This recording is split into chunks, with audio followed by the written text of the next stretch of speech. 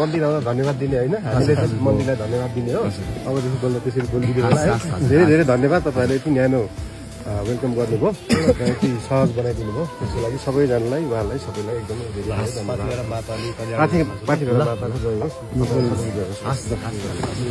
समय दिनुभएकोमा यति धेरै सबैलाई धन्यवाद।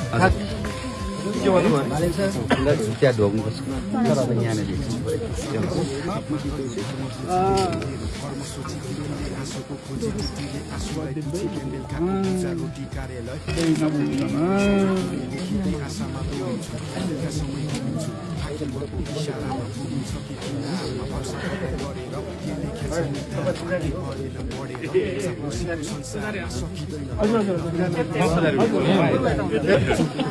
एउटा फोटो